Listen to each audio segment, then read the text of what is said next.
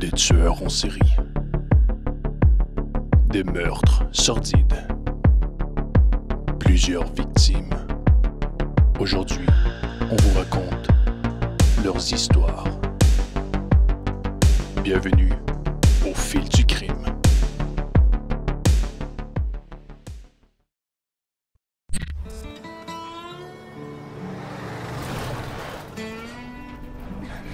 Tu veux qu'on ait un accident ou quoi? Tu préfères que j'arrête?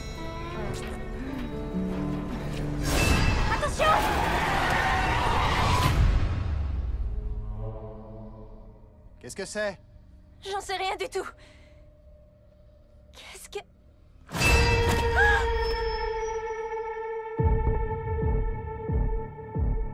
Allez, maintenant tu peux faire un vœu. Tu es prêt pour ton cadeau?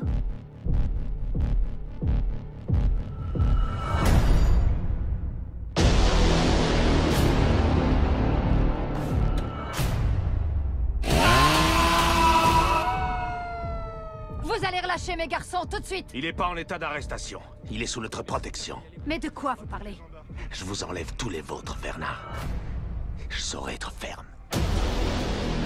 Le Texas a mis sur pied un programme de prise en charge des enfants considérés comme étant en danger. Il vaut mieux pour tout le monde qu'on puisse les garder ici, vous pouvez me croire.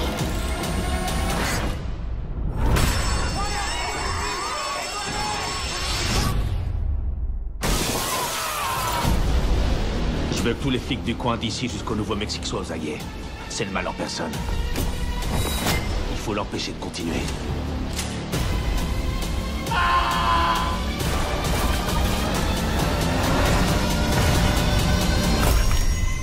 Tu dois leur montrer qui tu es.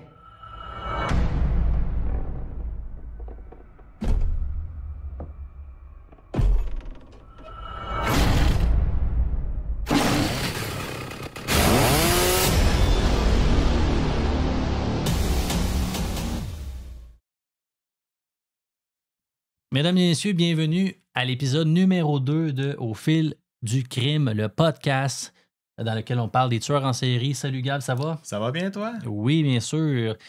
On avait donné un indice à l'épisode numéro 1 Oui. lorsqu'on tournait Robert Picton. Et puis on avait... Quel était l'indice déjà? C'était le silence des agneaux. Le silence des agneaux. Je ne sais pas si ça vous sonne une petite cloche. Ça l'a inspiré beaucoup de films très, très connus. On va y revenir à la fin, Puis, dont le silence des agneaux. Là, le monde, ils viennent de voir la bande-annonce de Leatherface. Ouais. Là, le monde doit se dire, OK, le silence des agneaux, Leatherface, de quoi qu'ils parlent, ces deux gars-là? Là? De quoi qu'il parle, je te laisse le présenter.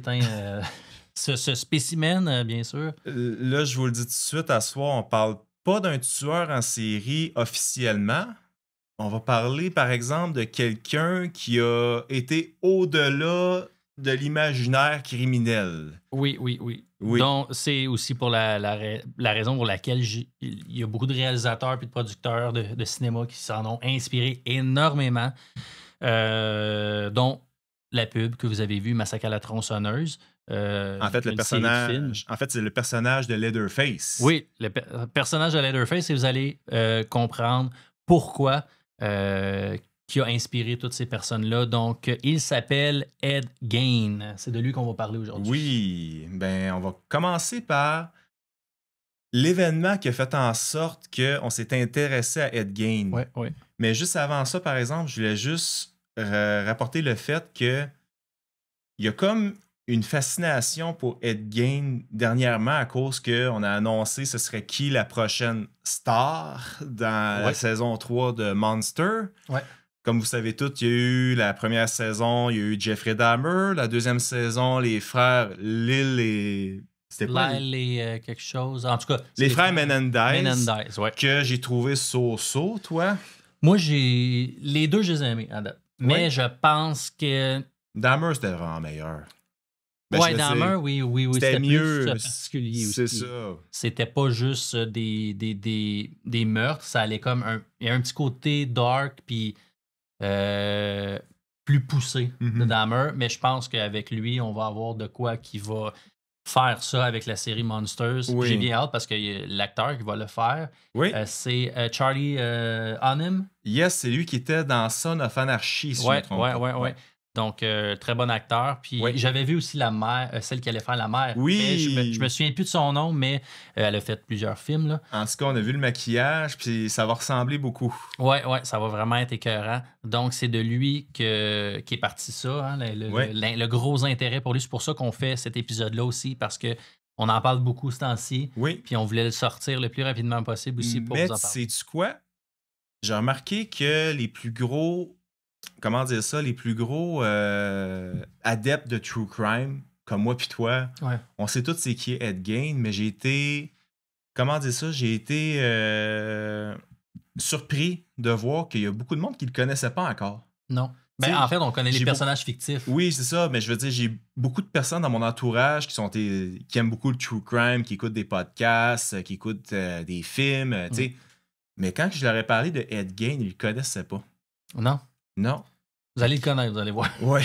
Puis avant que la saison 3 de Monster arrive, on va raconter son histoire. Ouais. C'est bien parce qu'ils vont pouvoir, les gens qui vont l'écouter, ou qui vont écouter, mettons, Massacre à la tronçonneuse, Silence des agneaux, puis Oui. d'autres qu'on va revenir, Oui. ils vont comprendre c'est qui. Avant même, fait que c'est le Exactement. fun de. Là, vous avez 2 indices pour savoir qu'est-ce que ce gars-là a fait. Ouais. Ben, on va commencer par raconter l'histoire qui a fait en sorte qu'on s'est intéressé à Ed Gein. Ça se passe le 16 novembre 1957. Gardez cette date-là en tête. Le 16 novembre 1957, une propriétaire de quincaillerie du nom de Bernice Warden, elle a disparu. OK. Elle était à sa quincaillerie, puis là, il y a 2 histoires qui circulent. C'est ou bien les résidents ont voulu aller à la quincaillerie, la porte était ouverte, ils rentrent dans la quincaillerie, ils voient que la propriétaire n'est pas là. Ça se passe à Plainfield. On est au Wisconsin. C'est un village d'à peu près 600 personnes environ dans ces années-là. Là. Fait que, on s'entend que tout le monde se connaît, tout le monde connaît la propriétaire de la quincaillerie, tout le monde se connaît là-bas. Ouais, c'est un petit monde. C'est ça, exactement. Puis les gens sont surpris de voir que la porte est ouverte. Ils rentrent dans la quincaillerie, mais Bernice Warden n'est pas là. Ouais. Fait que là, il y a cette histoire-là qui roule. Ou la deuxième histoire, ce serait son fils, Frank Warden, qui se trouve être l'assistant-chef du shérif du comté. Ah, OK. Qui serait arrivé au magasin et que la porte était barrée. Il était surpris de voir que la porte était barrée, puis il se dit « Hey, ma mère n'est pas là. » Il y a les clés. Et naturellement, il y a les clés de la quincaillerie. Ça soit être le fils de la propriétaire. Quand il rentre dedans, dans les 2 histoires, de toute façon, le fils se trouve mêlé à l'histoire de toute façon. Ouais. Bref, quand que le fils rentre le policier rentre dans la quincaillerie, il voit que sa mère n'est pas là, premièrement, mais il voit aussi qu'il y a une flaque de sang en arrière du comptoir. Il voit aussi que la camionnette de la quincaillerie a disparu. Et puis, quand il a regardé les derniers reçus, voir c'était qui les dernières personnes qui avaient été à quincaillerie, il a vu que le dernier reçu, ça avait été fait pour un bidon d'antigel au nom de Ed Gein. OK. Fait que là, on a un reçu, C'est ça. une flaque de sang, plus de... Puis le fils de la propriétaire. Plus de maman. C'est ça, plus de maman. Puis plus de pick-up. Puis c'est ça. Puis là, c'est ça, dans le fond, il regarde le reçu, il voit le nom de Ed Gein. C'est qui ça, ce Ed Gein-là? Ce petit monsieur. C'est ça. Ed Gein, premièrement, son vrai nom, c'est Edward Gein. Ouais. Donc, Ed Gein est né à La Crosse en 1906. La Crosse, dans le fond, c'est complètement sur le bord des frontières avec l'autre État à côté du Wisconsin, que j'ai oublié le nom. Donc, c'est opposé. C'est ça, exactement. Il est né là. Et très jeune, la famille, dans le fond, c'est une famille de 4 personnes. T'as les parents George et Augusta Gein. T'as les 2 enfants. L'aîné, c'est Henry. Et le plus jeune, c'est Edward. Ouais. Ed Gein. Ouais. Et puis, très jeunes, ils vont déménager dans une ferme excessivement isolée à Plainfield. C'est vraiment un milieu vraiment reculé. Comment dire ça? C'est vraiment une ferme très isolée. C'est un trou. Okay. C'est un trou, exactement. Le terrain de Robert Picton, c'était pas intéressant pour eux. Ça les intéressait pas de l'acheter. Parce qu'il en vendait plein. Mais c'était pas assez isolé parce que, comme tu avais pu J'avoue. voir, il y avait des maisons Il y avait des partout dans maisons. les alentours. Mhm. Bref, les enfants, ben en fait, les enfants vont vieillir là. À l'école, c'est des gens bizarres, la famille Gain. C'est une famille très religieuse. Ils sont de religion luthérienne. Si je me rappelle bien, c'est une religion luthérienne. OK. La mère est excessivement religieuse. Elle isole beaucoup ses enfants, ses garçons. Très Elle leur- sévère. très sévère. Elle leur parle constamment que, comment dire ça, que les femmes, c'est tout... C'est le démon. C'est le démon. C'est toutes des prostituées. Elle voit le mal partout. Ouais. Ben, elle veut vraiment éloigner l'intérêt pour la femme de ses enfants, là, carrément. Là. Exactement. C'est le démon, ça amène rien de bon. Tu sais, puis il a quitté à l'âge de 13 ans l'école. Oui, exactement, mais il a été à l'école quand même avant. Ouais, ouais. Puis, pas besoin de te dire que ça allait pas très bien à l'école pour être Gain. Il était constamment bullié. Ouais. Il était constamment intimidé parce que c'est un enfant particulier, tu sais. Il disait des jokes, puis il partait à rire de lui-même. Il se faisait... dans sa bulle. Là. Il était vraiment dans son monde, puis les autres enfants, veulent pas, riaient de lui. La différence fait rire des fois, malheureusement. Là. Il n'a jamais vraiment eu d'amis non plus. Puis en plus, avec la mère qui l'isolait beaucoup, mettons que ça n'a pas aidé les faits. Ça l'aide pas, non. Ça met pas les chances de son bord. Non, ça met pas les chances de son bord. Puis la mère, à chaque jour, elle passe tout le temps des heures à lire des passages de la Bible à ses enfants. Elle raconte des passages sur la rédemption, sur le jugement dernier, sur... Tu sais, que tout est le mal. Ouais. Elle veut vraiment bourrer le cerveau aussi aux enfants avec toute cette religion-là. Là. Exactement. Tu disais qu'il était intimidé, fait que on peut dire tout de suite qu'il n'y a pas eu de blonde, hein, probablement, quand il était jeune. Puis on va y revenir avec un détail un peu plus tard, semi-cocasse, là, c'est particulier, mais il n'y a sûrement pas eu de blonde. Hein? Non. En tout cas, ça devait pogner moyen. Non. Puis si on peut parler des parents, la mère Augusta Gain est femme au foyer. Le père George Gain, lui, il arrive aucunement à garder ses jobs. Il est alcoolique, il se promène de boulot. C'est un homme à tout faire. Bref, il se promène de job en job. Bref, il est pas bon dans n'importe. Il est pas stable. Il a de la misère à faire qu'est-ce qu'il fait. Ouais. La mère, tu comprends qu'elle déteste son mari. Oui, elle n'était pas douce. Elle le déteste, son mari, parce que vu que son mari est porté sur, il est porté sur l'alcoolisme, il regarde les autres femmes aussi quand il est dehors. Elle voit juste le péché partout. Ouais, puis elle va pas de main morte, elle l'a pas dans son cœur, ben, c'est quand même particulier. Là. Non, même qu'elle était même rendue qu'elle priait à chaque soir avec ses enfants pour que son mari meure. Hey, ça, c'est l'enfer. Là. Ça, là. Et c'est bon. Quand on est rendu là, demande le divorce. Ouais. Puis dans le temps, là, avant, dans le temps de. Peut-être plus avant nos parents, là, ou quelque chose, tu sais, c'était fait pour que le couple reste plus ensemble. Tu sais, aujourd'hui, c'est pas trop long que ça se défait, mais. Que tu l'aimes pas, reste marié avec. Ben, c'est ça, c'était plus porté là-dessus, puis de garder le mariage intact, mais. En tout cas, il y en a qui ont fait ça bizarrement, dont elle.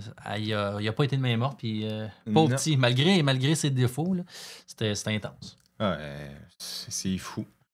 Fait que c'est ça. Puis là, à un moment donné, en 1940, le père George Gain a 66 ans. Les prières de la mère vont s'exaucer. Il va mourir d'une crise cardiaque. Oh. Fait qu'à ce moment-là, dans la maison isolée, tu comprends qu'il reste la mère Augusta, le frère Henry, qui est 5 ans plus vieux à peu près que Ed Gain, puis il reste Edward. Ouais.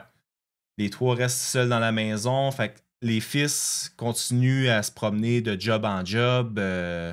Eux autres non plus sont pas bien stables dans leur job. Ils se promènent de job. Ben, je sais que Ed Gain a fait du gardiennage aussi. Oui, du babysitting. Il a fait du babysitting. Il se promène pas mal, puis c'est eux autres qui subvenaient un peu à la. Qui subvenaient, c'est ça, aux besoins de la maison. Là. Le fait aussi que le père est décédé, là, ils ont juste la mère comme repère. Exactement. Gain, on va pouvoir voir aussi que c'est. Mais la quelque mère chose. continue encore à l'influencer ses fils, même s'ils sont rendus à un âge avancé. Ouais. Parce que là, on est rendu en 1940. Ed Gein, il est rendu à 34 ans. Quand même. Puis son fils, Henry, il a Son 39. frère, Henry, ouais. Son frère, c'est ça, il a Ouais. 39 ans. Fait que 2 vieux garçons. Ben c'est ça, il reste encore chez leur mère. Ouais. Ça, c'est comme ça, là. Oh oui, elle les a tellement brainwashés puis isolés que, en tout cas, c'est fou. Ouais, il n'y a plus grand espoir pour la La suite des choses. suite des choses, puis qu'ils déménagent, puis tout ça, là. Exactement. Mm. Fait que, puis pas longtemps après, ben pas longtemps, quelques années plus tard, le fils, le plus vieux, il commence à parler de plus en plus à s'en aller de la maison parce qu'il aurait tombé dans l'œil d'une autre femme. OK. Puis en plus, la femme était divorcée. Puis elle avait eu des enfants avec un C'était autre. très mal vu, surtout pour la mère. Hein. C'était le péché. Péché mortel, astique, surtout pour Augusta. Exactement. Fait que tu comprends que Ed Gein aimait pas bien ça parce que son frère commençait à se rebeller un peu plus, commençait à parler plus en mal de sa mère. Puis Ed Gein, lui, il voyait de plus en plus clair. était très, très, très attaché à sa mère. Il était scrunché. Très, très, très attaché. Ouais. Puis là, tu comprends que c'est ça, le frère. Ed Gein ne tripait pas bien entendre son frère parler en mal de sa mère, puis parler qu'il s'en irait de la maison, probablement. Non, évidemment. 1944. Je sais pas si t'as déjà vu ça, toi, des feux de broussailles. Tu sais, quand les fermiers ils brûlent le terre là, Ouais. pour. Comment dire, je pense que c'est pour mettre la terre à neuf, ça se peut-tu? Ça se peut. Mais je sais c'est quoi que tu veux dire, là, les Tu sais ce plus broussailles, ouais. Ben, tu sais ce que je veux dire, là. Ouais. Bref, il est en train de faire un feu de broussailles à leur ferme. Et puis, à un moment donné, le feu, il a un petit peu dérapé. Le feu, il s'est mis à se répandre. Les pompiers sont arrivés. Mais là, quand les pompiers sont arrivés, Ed dit aux pompiers j'essaie de retrouver mon frère, je le trouve pas. Puis les pompiers fouillent. On a retrouvé le corps de Henry un peu plus loin sur le terrain. Il n'avait pas été brûlé. Il avait la face contre terre. Il y avait des ecchymoses. Il y a des sites qui disent que c'est vrai, J'avais d'autres vu, sites qui disent que c'est pas entendu vrai. aussi pour à la tête des marques, peut-être de coups. Oui. Mais bref, c'était suspect, mais sans faire d'autopsie, on va dire, le médecin légiste va dire que il est mort d'asphyxie. Ouais, ça a été diagnostiqué comme ça. Mais il faut aussi noter que qu'est-ce qui est bizarre, c'est que tu as dit que c'est un feu de broussailles, donc c'est un feu, un incendie.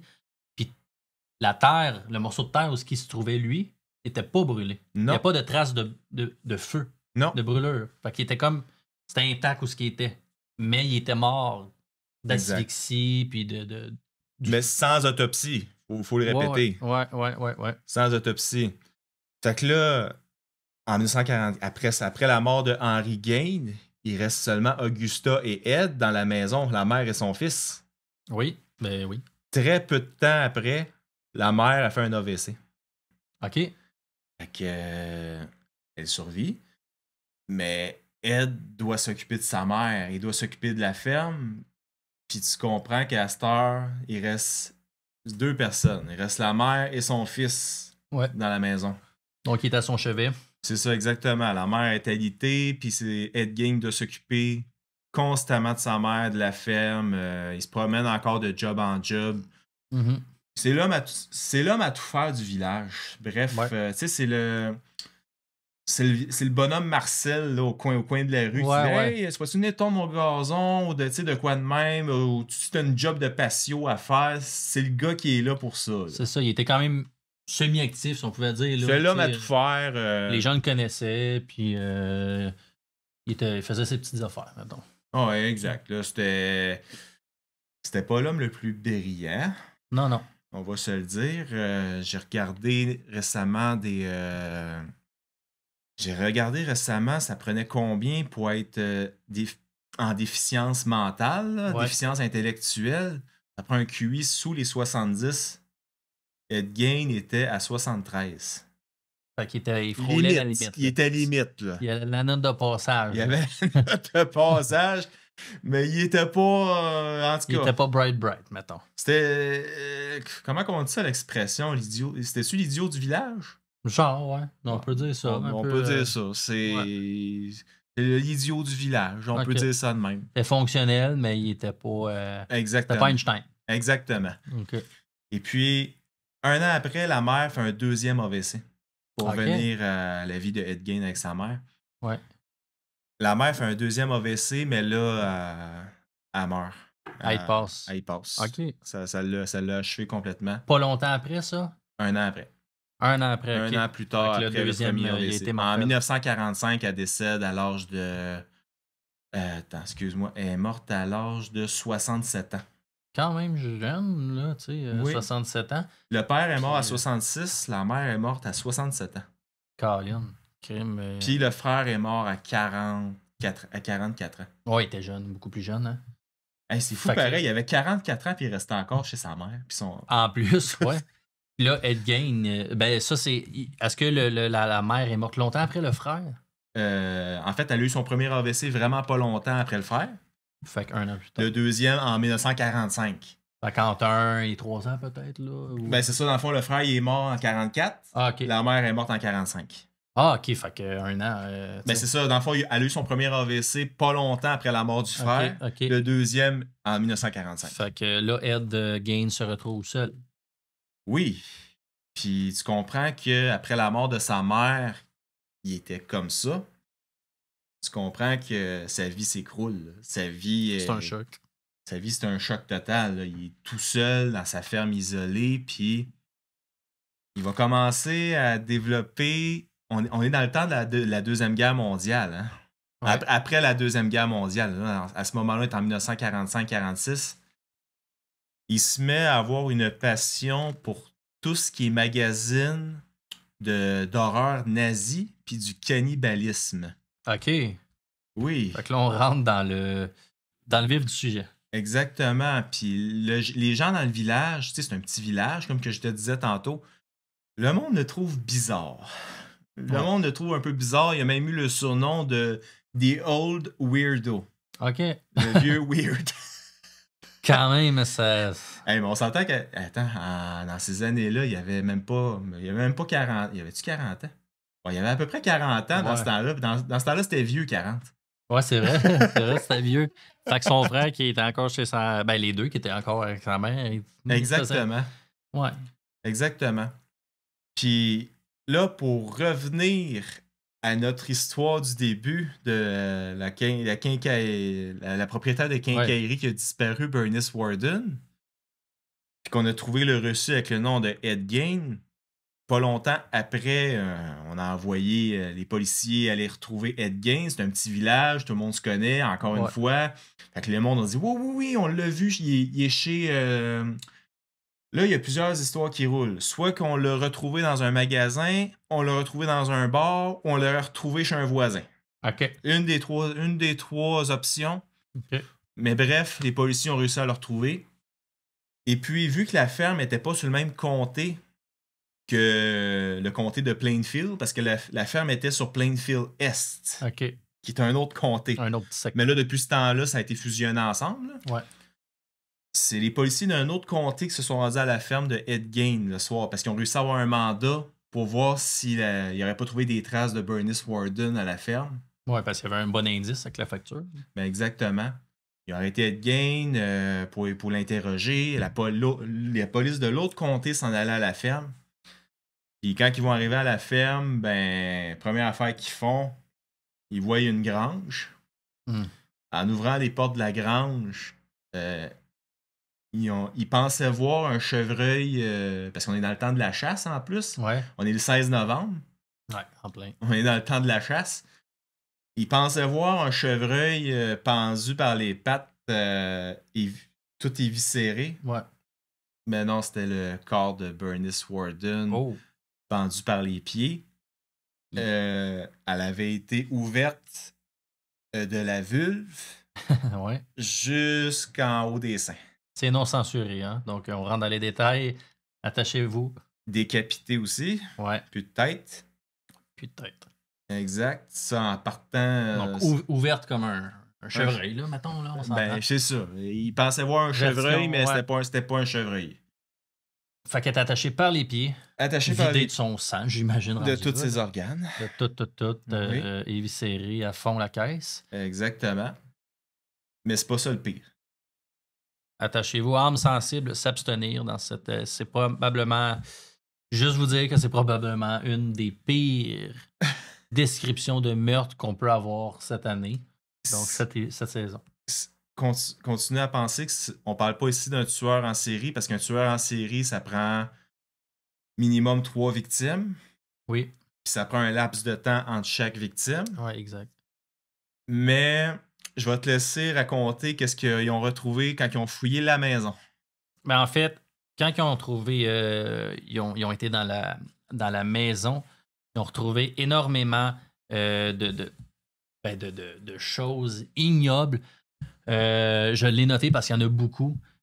Puis c'est important de dire que on n'est pas impressionné de façon positive, on est dégoûté. Sauf qu'on veut. Ça frappe l'imaginaire. Ça frappe l'imaginaire. Puis Ouais. c'est à quel point que. Je vous dis ça juste avant de vous le lire parce que c'est intense. Mais à quel point que quand on regarde certains films d'horreur, on peut être très près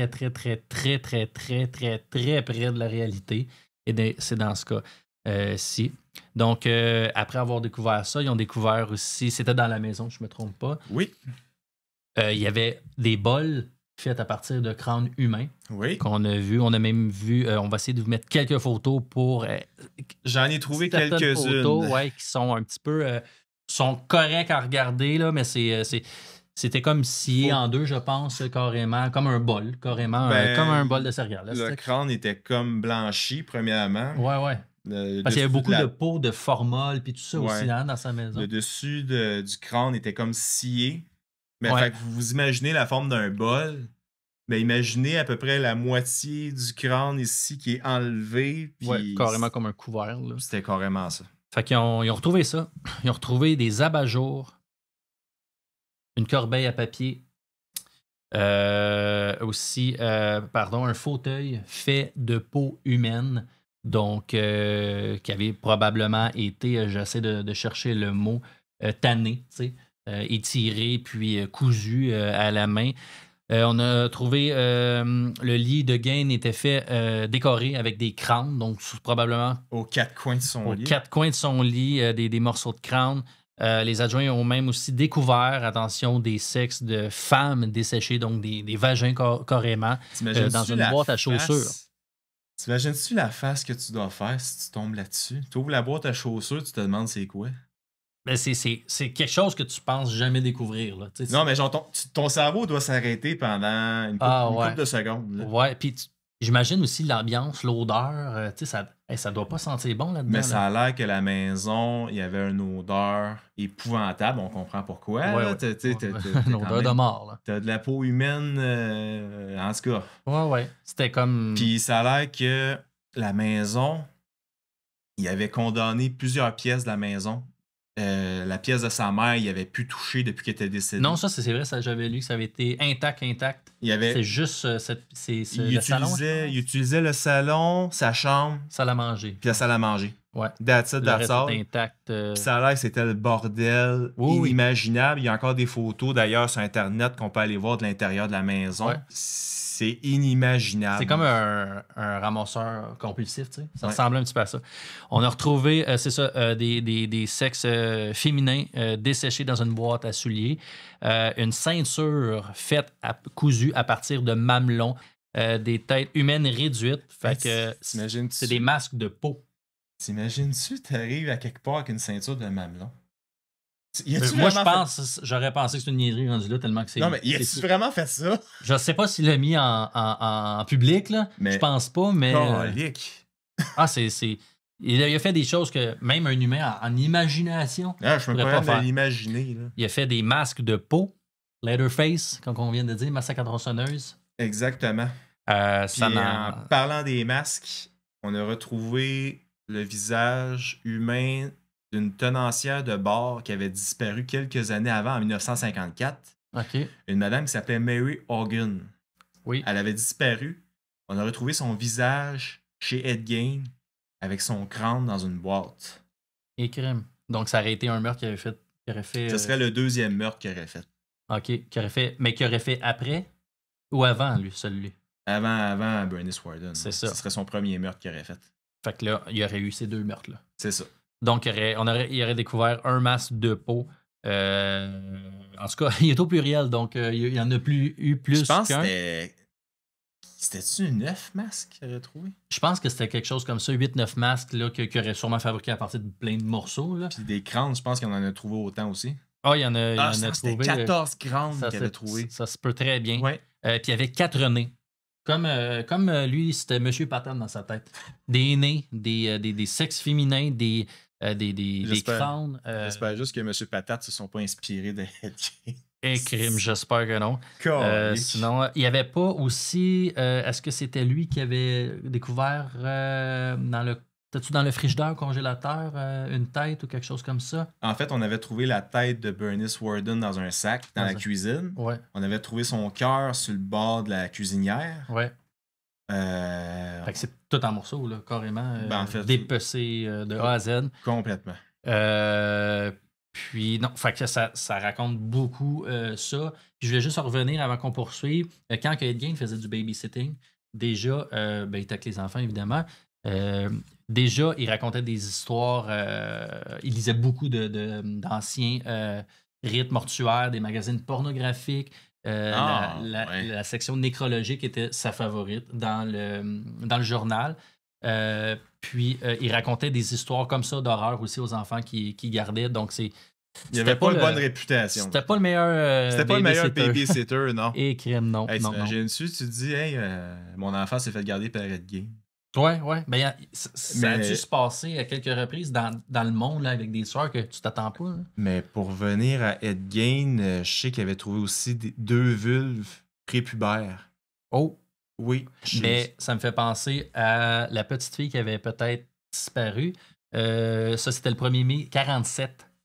C'était au nom de Georgia Weckler, une jeune fille de 8 ans. Mm-hmm. Il y avait 2 hommes, Victor Travis et Ray Burgess, ainsi que Evelyn Hartley. C'était pas une babysitter aussi ou une ado? Dans le coin de la crosse, il y avait une babysitter qui avait disparu, oui. Ça n'a jamais été prouvé. On le soupçonne. On le soupçonne parce que ça ferait du sens avec le nombre d'objets féminins aussi qu'il a trouvé. Mais il va falloir expliquer aussi pourquoi ils ont trouvé autant d'objets de crâne.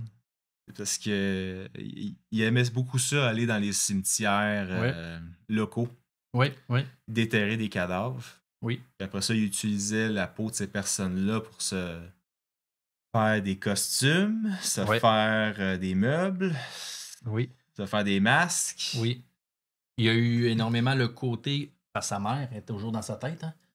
On a raconté aussi qu'il aimait revêtir ses costumes de peau pour la nuit ou puis danser avec les costumes pour se remettre peut-être, réaliser peut-être, je sais pas, des fantasmes de transsexualité, de se mettre dans la peau ou le corps, puis devenir sa mère aussi. T'sais. Fait que c'était très, très, très... C'était pas juste un dégueu qui coupe la peau, c'était aussi un psychopathe. Mais il faut dire aussi que toutes les victimes, entre guillemets, je veux dire, tous les corps qu'il a pris pour faire ça, c'était toutes des femmes. Ouais. C'était toutes des femmes, puis Ed Gein, il avait une obsession pour le côté féminin. Oui. Il voulait lui-même, j'avais oublié de le dire ça tantôt, il voulait lui-même devenir une fille quand il était plus jeune. Efféminé. Il voulait avoir l'opération pour changer de sexe. Ça coûtait trop cher. Mais il y a tout le temps eu comme comment dire ça, le besoin le besoin féminin. Ouais. Un mal-être aussi dans son corps, j'imagine. Puis les vulves, justement, je pense que j'avais entendu quelque chose comme quoi qu'il se les mettait sur lui-même pour se sentir plus femme. Oui. Probablement aussi dans les costumes qu'il avait fabriqués. En parlant de costumes, on parle-tu du costume de sa mère? On peut y aller. Je vais te laisser... Il s'était fait un costume complet de sa mère. J'ai réussi à trouver une photo qu'on va mettre, après le podcast. Oui. Costume de sa mère complet avec les seins, le visage, tout. Ouais, carrément. Il mettait le costume, il devenait comme sa mère. Oui, c'est carrément ça. Et il prenait la voix de sa mère, il changeait sa voix. Puis oui, ça doit vous faire penser à un certain film des années 60 de Alfred Hitchcock, Oui. Psycho. Psycho, oui. L'homme qui est tellement relié à sa mère qu'il la garde dans son sous-sol même quand elle est morte. Puis, tu sais, c'est l'homme qui a deux personnalités, que, tu sais, d'un côté, il est côté de sa mère, l'autre côté, c'est ça, c'est lui-même. Tu sais, il se parle à lui-même un peu. Ouais, un dédoublement peut-être de personnalité. C'est ça, Ed Gein, c'était ça. Ouais, c'était carrément ça. Puis on va y revenir, mais il y a une autre série télévisée que peut-être que vous connaissez avec Bates Motel Bates avec Freddie Highmore, qui est très connu, qui était un petit peu comme Psycho. Oui. Ben, en fait, c'est ça, c'est Norman Bates avec sa mère. Là. Ouais. Norma. Sa mère, qui s'appelle Norma. Ouais, Norman et Norma. Exactement. Puis c'est ça. Puis dans le fond, c'est fou à quel point, parce qu'il y a eu aussi, après ça, le lieu de cette histoire-là, qui a attiré beaucoup l'attention aussi, autant que les médias, évidemment, mais les habitants de Plainfield avec la maison qui était. Puis on peut aussi peut-être raconter le côté que je pense qu'il y avait une voiture aussi qui avait été. Le Ford, camion. La Ford 1947 ou 57? C'est une Ford 1947, je pense. Celle de Ed Gein? Ouais, c'est une voiture. Une grosse voiture. Ouais, qui avait été, je pense, achetée parce que dans le fond, ce qui s'est passé, c'est qu'il y a eu, je pense, c'était une vente. C'était-tu des enchères ou une vente pour vider la maison de biens qui n'étaient pas conservés ou quelque chose comme ça? J'espère juste qu'il n'y a personne qui voulait acheter un abat-jour en peau humaine. Ah non, d'après moi, ça, je sais pas s'ils l'ont gardé sur comme des preuves puis tout ça. Là, parce que... Je sais qu'il y a beaucoup de preuves, beaucoup de pièces à conviction là-dedans qui sont gardées dans un musée du crime aux États-Unis. Ouais. D'après moi, c'est sûr qu'ils ont peut-être pas. En tout cas, selon moi, j'espère qu'ils n'ont pas laissé partir une lumière avec de la peau dessus à monsieur et madame tout le monde. Non, j'espère que non. Mais ça avait été un lieu un attrait à voir, je pense, parce que c'était un propriétaire des foires. C'était un forain, je pense. Un forain, ouais. Donc, les gens pouvaient payer puis aller dedans. Aller s'asseoir dans l'auto puis dire « Hey, je suis dans l'auto qui a servi à transporter des cadavres. » Exactement. Puis, quand il y a eu la vente aux enchères, je sais pas si je peux dire enchères, mais c'était une vente qui faisait pour, je pense, vider justement les décombres puis tout ça, les cochonneries. Après avoir peut-être pris les preuves à conviction de la maison dans laquelle Ed Gein a tout fait ça. Et puis, j'avais entendu dire qu'il y avait eu même un cachet de chargé de 50 sous pour accéder à ces biens-là puis pouvoir comme être les rares qui iraient dedans. Mais ça a été arrêté pour, évidemment, parce que ça n'avait pas de sens. Là. La ville et les gens faisaient des plaintes. Ça n'avait aucun sens. C'était trop proche de l'événement. Oui, aussi, parce que c'était pas longtemps. Aujourd'hui, quand tu vas à Londres, une des attractions les plus populaires, c'est de faire le Jack the Ripper Tour. La tournée de Jack l'Éventreur. Oui. Aller dans toutes les places où c'est qu'il a commis ses atrocités. Oui. Mais ça, c'est parce que c'est loin. C'est vraiment loin de nous autres. On dirait que le monde se dise, c'est pas grave, ça fait longtemps. Ouais. Ça, c'était trop proche. C'était trop proche du monde. Ça venait juste d'arriver. C'était comme mal vu. Ouais, puis c'était vraiment. C'est normal aussi, là, mais tu sais, je veux dire. C'était. Il n'y a rien de humain dans l'exemple de Jack l'Éventreur, mais on dirait que, je sais pas, il y avait une coche de plus avec Ed Gein. C'était tellement morbide. Ça frappe l'imaginaire, là. Comme on disait tantôt, c'est pas un tueur en série officiellement, même si on le suspecte d'avoir. Techniquement. Moi, je pense que oui, ça en était un, parce que c'est sûr qu'il en a tué plus que deux. Là, probablement, oui. D'après moi. Mais on sait qu'il en a déterré au moins une dizaine. Là. C'est ça. Ben oui, minimum pour avoir toute sa collection, finalement, d'humains dans sa maison, c'était incroyablement dégueulasse. Puis, tu sais, des fois, c'est qu'on tient à vous le dire aussi du fait que on veut pas mettre en valeur puis qu'on soit impressionné de façon positive. Parce que, tu sais, mettons des affaires comme Jack l'Éventreur, les gens sont vraiment excités à l'idée de faire ça, mais il faut se rappeler quand même la source. Il y a eu des victimes. Il y a eu des victimes. C'est juste parce que ça a été tellement... massacrées, en plus. Massacrées, décapitées complètement. Donc, c'est pas mal ça. Donc, on va pouvoir y revenir après aussi pour le restant de ces jours, on va dire. Oui. Puis, les faits divers concernant les films. Oui, mais juste avant, je vais juste te raconter par après, ensuite, par après que les policiers aient trouvé ça dans la maison. Ouais. Ed Gein, il a été. C'est sûr qu'il il était interrogé à ce moment-là. Ouais.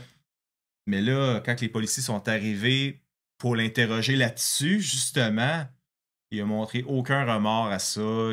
Lui, dans sa tête, c'était bien normal. Comme que je disais tantôt, c'est un homme d'une intelligence assez médiocre. Ouais.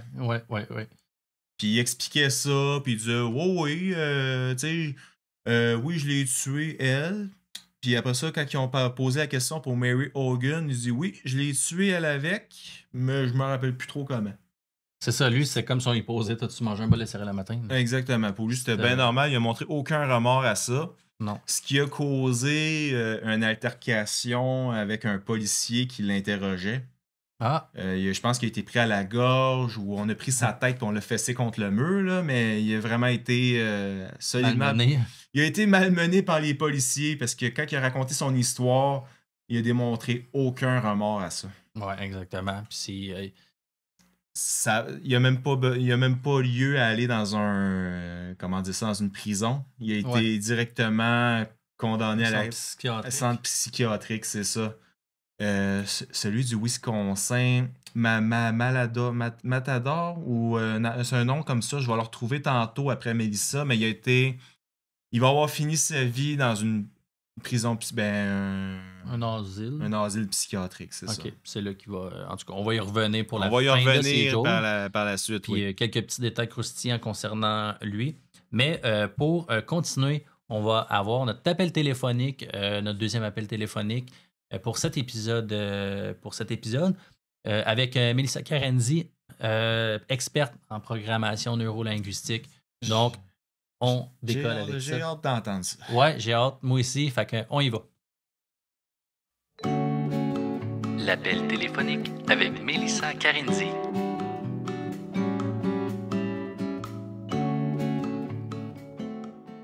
Alors, on est prêt pour l'appel téléphonique. On est en onde avec Melissa Carenzi. Salut Mel. Salut. Ça va bien? Ben oui, vous autres. Ben oui, ça va bien. Il était bien normal, cet Ed Gein-là, hein? Il était très normal. Excellent. Mais là, vu qu'il est normal, on veut savoir c'est quoi le profil que tu as fait d'Edouard. Oui, ben en fait, je vais commencer par le profil qui a été établi par rapport à les psychiatres et les psychologues de ce nom. Donc, dans le fond, Ed Gein, là, c'est un trouble de personnalité antisociale. On en a parlé un peu là, dans l'autre épisode là, avec Robert Picton. On avait Robert Picton, mais là, c'est une autre forme d'antisocial. Lui, dans le fond, il avait le mépris pour les normes sociales puis les lois. Il y avait une absence de remords aussi, de culpabilité pour ses actes. Il y avait des comportements aussi manipulateurs et trompeurs. On sait que Ed Gein, là, quand on le regardait, il n'avait pas l'air d'un dangereux ou non. On s'entend là-dessus. C'est ça. Rien d'offensif, même. Exactement. Il gardait des enfants. Ouais. Exactement. Oui, mais il y avait le profil pour ça, on s'entend. Ouais. Il était comme très calme, très docile, très gentil. Donc, c'était l'idiot du village. C'est pour ça qu'il a passé inaperçu. Ouais. C'est ça, exact. Certains experts ont diagnostiqué chez Gein une forme de schizophrénie qui était caractérisée par des délires, des hallucinations, des pensées désorganisées. Il y avait une perception aussi altérée de la réalité. On comprend pourquoi. Hein, son histoire est assez complexe. Quand on parle des hallucinations, c'est qu'il s'imaginait quasiment sa mère qui était encore vivante quand elle n'était plus. Mais bref, en tout cas. Ensuite de ça, il y a de la nécrophilie parce que Gein il éprouvait une attirance sexuelle par des cadavres. Okay, comme en témoignent ses activités de profanation sur les cadavres, les tombes, toutes ces choses-là, la fabrication d'objets à partir de restes humains, que tu as parlé un petit peu, Gab, tantôt. Je vais raconter une petite parenthèse par rapport à ça. À ce qui paraît, il aurait à un moment donné déterré le cadavre d'une femme qui trouvait qu'elle ressemblait beaucoup à sa mère. Possible. Okay. Qu'est-ce qu'il a fait? C'est qu'il a pris le cadavre, il l'a installé chez eux, puis il l'a laissé là... En déco. comme dans Norman Bates, Oui. dans Psycho, c'est exactement la même chose. Ouais. Ben, en fait, on s'entend aussi pour dire qu'il y avait aussi la personnalité transgenre. Il exprimait le désir de changer de sexe. Oui. C'était pas, à ce moment-là, c'était pas encore très prononcé, mais c'était son désir d'être une femme. C'est comme s'il n'avait pas grandi dans le bon corps. Mhm. On a pu le voir Ensuite avec de ça, les costumes. Ouais, exact. exactement. Puis aussi, il y a un trouble dissociatif de la personnalité. Les actes de Gain, ben, ils suggéraient une dissociation. Ils se déconnectaient de la réalité pour échapper à la culpabilité ou à l'anxiété liée à ses actions. Fait que lui, c'était sa façon de faire, de se dissocier de son corps, puis d'être capable de faire ce qu'il avait à faire. Fait qu'il était complètement pas là, on peut se le dire demain. Ensuite de ça, il y a quelques théories explicatives par rapport à ça. Dans le fond, l'influence de la mère qui était dominante, on s'entend que la mère à Gain était très particulière. C'était une figure maternelle très autoritaire, très puritaine. Elle inculquait à ses fils une vision du monde qui était très rigide et déformée de la réalité. Elle avait un contrôle très excessif, puis elle empêchait Gain de développer une identité propre et de ses relations sociales saines avec les femmes autant que les autres. Ouais. Donc, clairement, la relation fusionnelle avec sa mère qui était dominatrice, ça l'a pas mal, selon moi, selon les psychiatres aussi, ça l'a profondément influencé sa psyché, sa façon d'agir. Il y a aussi l'exposition à des croyances religieuses extrêmes, à une éducation abusive, qui a contribué à la formation de ses troubles psychologiques. Ça, on est capable de le déduire quand même. Sa mère était très, très, très, très, très religieuse, mais dans l'extrémisme. Ouais, oui, t'en avais parlé à l'extrême tantôt, du spectre, c'était ça. Là. C'était très, très malsain aussi. Oui. Exact. Ensuite de ça, il était très isolé socialement. Il vivait reclus. Ça a contribué aussi à se déconnecter progressivement de la réalité. Fait que le fait qu'il était constamment, souvent seul avec sa mère, ben, ça l'a fait en sorte que la seule personne sur qui il pouvait compter, c'était sur elle. C'est pour ça qu'il a développé un genre de lien très nocif avec sa maman. Puis c'est ce qui a transformé un petit peu ses actes après ça. Le décès de sa mère n'a pas aidé. Ben, ça l'a fait en sorte que ça l'a accentué. Si je regarde avec mon œil de pénaliste, donc la programmation neurolinguistique, on se rappelle que la programmation neurolinguistique, ça vise à comprendre et à modéliser les comportements humains pour aider les individus à améliorer leur façon de penser, mais aussi de communiquer et de gérer les émotions. Donc, je me concentre plus là-dessus. Dans le fond, les croyances limitantes que j'ai vues de Ed Gein, qu'est-ce que moi j'aurais pu voir, c'est les femmes sont impures et dangereuses. Ça, c'est sa mère qui a inculqué. On s'entend? Oui. Elle a mis une vision négative sur les femmes, le percevant comme des sources de péché ou de tentation. Fait que c'était impossible pour lui de fréquenter une autre femme que sa mère. Ensuite de ça, seule ma mère est digne de respect. Fait qu'il idéalisait tellement sa mère comme si c'était la seule femme sur qui il pouvait compter. Puis c'était tellement quasiment une reine. Là, il avait vraiment mis sur un pied. C'était presque un dieu. Ben, c'était son seul amour. Je veux dire, sa mère, c'était la femme de sa vie, c'était son seul amour, c'était toute sa mère. A-t-il été nourri au sein? On l'a jamais su. Ah, ça, je sais pas, j'ai pas fouillé jusque-là. Faudrait demander. Moi non plus. À sa maman. Sûrement, parce que dans le temps, la poudre, je suis pas sûr que c'était fort là-dessus. Non, moi non plus. Mais ouais. Ben, en fait, là, tu sais, même, c'est tellement à ce point-là que quand elle est même morte, là, il a nourri toute son obsession vers elle, genre au point que, justement, il faisait des rituels par rapport à elle. Tu sais, il avait comme mis quasiment un hôtel pour elle. Fait c'était quand même assez profond, là. Il avait complètement condamné sa chambre pour éviter que sa chambre reste pareille comme qu'elle était avant qu'elle parte. Oui. Mais quand les gens de Plainfield, il y avait eu la genre de vente et tout ça, là, c'était aussi ça qu'il voulait aller voir parce que c'était comme un musée presque parce que lui, il a tout protégé ça. Mais c'est ça. Lui-même. Sa chambre était restée intacte, ouais. Sauf sa chambre, la pièce du salon puis la cuisine. C'est ça. Exactement. Fait que c'est assez spécial. Puis on s'entend-tu que souvent on dit dans n'importe quelle chose qu'on va dire quand quelqu'un décède, c'est pas trop bon de garder les choses à la même place. Ça fait en sorte que tu restes toujours dans le même effet de deuil. Ton deuil, tu n'es pas capable de le faire. Donc, puis tu sais, on dit souvent que ça prend environ 28 jours pour casser une habitude, casser quelque chose. Fait que lui, là, il vivait que là-dedans. Là. Donc, il n'a pas été capable de passer à autre chose suite à ça. Une autre croyance que je crois qu'il avait, je ne peux pas être un homme normal. le manque de modèles masculins. On s'entend qu'il n'y en a pas vraiment eu. Pour ce qui est des métaprogrammes, cette fois-ci, on s'entend que c'est des schémas de pensée inconscients qu'on peut avoir à l'intérieur de nous. Dans le fond, Ed Gein, il était orienté vers les autres. Il était orienté sur sa mère, on s'entend là-dessus. Oui. Il voulait tellement fusionner avec elle, ça montrait un fort besoin de dépendance émotionnelle envers les autres. Fait que sa mère était tout son centre d'attraction, son centre d'attention. C'était centre de vraiment, l'univers. tout était actif. Exactement. Ensuite de ça, ben, c'est celui que j'ai trouvé principalement. Il y en a d'autres, c'est sûr et certain. Tous les humains, on en a beaucoup.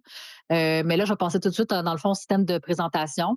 Quand c'est le visuel, auditif, de comment il voyait les choses. Lui, dans le fond, encore une fois, un peu comme j'en ai parlé aussi avec Robert Picton dans l'autre épisode, lui aussi il était kinesthésique. Il avait une fascination pour les textures. Il créait des objets avec la peau humaine. Fait qu'on s'entend que les textures, c'est très troublant, c'est très kinesthésique. Il avait vraiment besoin de toucher les choses. Son lien émotionnel intense avec sa mère, ses actions, l'exhumation, comment on appelle ça? Ouais, exhumer les corps, c'est ça? Oui. Oui, c'est ça. Fait qu'il exhumait les corps. Fait qu'on s'entend que c'est quand même assez particulier. Il était motivé par des besoins émotionnels profonds, mais c'est de la façon, c'est comme ça qu'elle allait chercher, lui, ses émotions. Dans la création. Oui, mais c'est ça. Mais pourquoi la peau humaine? Ça, je comprends pas. Ben, ça, c'est quelque chose qui est un petit peu particulier. On pourrait faire une hypothèse de la peau humaine. En fait, je pense que c'est un objet. Le fait qu'il prenait la peau, ça faisait en sorte que ça faisait son système de représentation, qu'il pouvait voir, ressentir, faire comme si la personne était encore là. Tu comprends? Oui. C'est un genre d'ancrage négatif qu'il y a eu avec le temps. J'imagine que ça se rapprochait aussi de la vie, peut-être.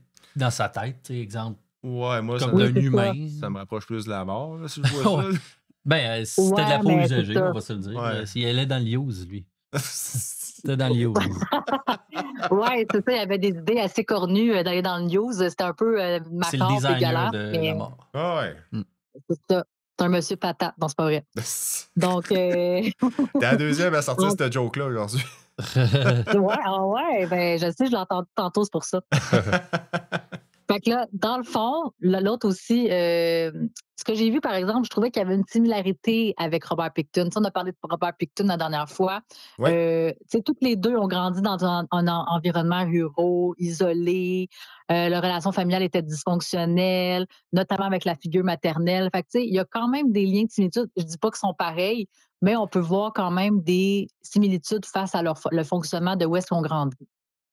Donc, Ed Gein, là, pour en finir, là, ben, il présente un profil très complexe, on va se le dire, marqué par une combinaison de troubles mentaux graves, parce qu'on ne peut pas dire que c'est une personne bien normale. Hein? Il y a une relation maternelle pathologique et un isolement social extrême. Ces actes ont non seulement choqué le public, mais ils ont aussi, je vois ça positif quand même, qui ont servi à l'étude des comportements criminels. Ben, donc, c'est une exception. On s'entend que c'est vraiment. À la règle. Il n'y en aura pas 10 de même. Non, mais Ed Gein, on en a parlé partout dans le monde. Là. Oui. Il en parle en Europe. C'est un cas vraiment à part. Oui, c'est ça. Il y en existe pas d'autres, je pense. Non. Là, en tout cas, qu'on connaisse. Là. C'est pas nécessairement, je répète encore une fois, c'est comme. C'est pas en disant que c'est un cas exceptionnel d'en faire là, qu'on le vénère, quoi que ce soit. Pas du tout. Dans le fond, ton parcours, on s'intéresse parce qu'on cherche à voir les mécanismes, les comportements extrêmes pour mieux justement éclairer les gens. Puis le fait qu'on s'est intéressé à Ed Gein, puis aussi dans la police ou à Quantico, quand ils ont fait des expériences justement de questionnement sur les détenus, ben, ça a permis aussi d'avoir de plus d'informations pour pouvoir aider les corps policiers aujourd'hui de prévenir un peu ça, puis d'essayer de trouver le mieux qu'ils peuvent par rapport au comportement parce qu'il y a des schémas répétitifs qui peut réapparaître selon certains tueurs en série qu'on peut voir soit aujourd'hui ou un peu dans le passé. Fait qu'il a quand même aidé un petit peu à la cause pour essayer de déceler tout ça. Oui. Donc, voilà pour notre beau Ed Gein, parce que c'était quand même un bel homme. Hein? Oui, il était un beau bonhomme. Oui. Il était correct, cette petite bestiole. Alors, ben merci, Mel. On se reparle pour l'épisode suivant, pour ta capsule téléphonique. Donc, on te souhaite une excellente continuité de journée et merci. on se rappelle. Ça m'a fait plaisir. Fait que bonne continuité, les gars. Salut. Salut, Mel. Bye. Bye. Bye. Donc, si on poursuit, qu'est-ce que tu penses de ce profil-là que Mel a fait de Ed Gein? Ed Gein, pardon, ça le décrit bien, c'est sûr. Je pense que la phrase qui va revenir souvent dans ce podcast-là, c'est « ça frappe l'imaginaire ». Ouais, ça frappe l'imaginaire. Comme on disait au début, il n'est pas considéré comme un tueur en série vu qu'on y connaît seulement 2 meurtres, en théorie. Ouais. On le soupçonne beaucoup d'avoir tué son frère, fait que théoriquement, on serait à 3, fait qu'il serait considéré comme un tueur en série. Ouais. Mais il a quand même marqué l'imaginaire. C'est c'est hors norme. Effectivement. Puis, c'est vrai, on peut enlever les écouteurs si on veut. Mais oui, effectivement. Puis, tantôt, on parlait que c'est... Ben là, on va parler aussi de la suite. Attends, je vais te laisser continuer avec la suite parce que je vais y revenir, ça va plus fitter avec le reste. Comme que je finissais tantôt avant l'appel de Mélissa, il a été interné en hôpital psychiatrique, asile psychiatrique, on va dire. Pour lui, c'est mieux parce que le juge avait jugé. Le juge avait jugé, ça se dit bien, ça? C'est sa job, en tout cas. Ça, c'est sa job. Il a jugé. Il avait jugé que la prison, c'était peut-être pas l'idéal pour Ed Gein. Ah, il avait besoin de plus que ça. Il avait besoin de plus que ça. Fait qu'il l'a envoyé en institut psychiatrique où c'est qu'il va avoir fini sa vie. Mm-hmm. Il est mort à l'âge de 77 ans en 1984. Oui. Il est mort le 26 juillet, si je me trompe pas. OK. Le 26 juillet, il est mort à l'asile de Mendota, à Wisconsin. Et il est mort comment? Il est mort d'un cancer. Cancer, OK. Il est mort d'un cancer, mais tu vas pas nous parler par la suite de toutes les œuvres cinématographiques qui ont inspiré. Il y en a eu beaucoup, mais quand tu parles de sa mort, moi, ça me fait penser aussi qu'après son enterrement, sa pierre tombale, elle a été volée, puis retrouvée, puis remis à sa place aussi. Et dans le cimetière, où ce qui était, j'ai pas l'information où est le cimetière. J'imagine qu'il est peut-être plus dans le coin dans ce coin-là. Oui, probablement, oui. Puis, mais sa pierre tombale a récolté un tas de lettres, un paquet de lettres, mais des lettres comme un peu de... D'amour? Je sais pas, j'ai pas les détails si c'était les lettres d'amour, mais il y avait des lettres, il y avait des fleurs, comme si sûrement qu'il y avait des fans. Un exemple, si on parle avec Ted Bundy, il y avait des fans, fans aussi. Hey, ça va tout le temps me surprendre, les tueurs en série qui ont eu des groupies. Ils réussissent, les prisonniers, peu importe lesquels, ils réussissent à avoir des relations amoureuses. Il y en a même qui se sont mariés en prison. Oui.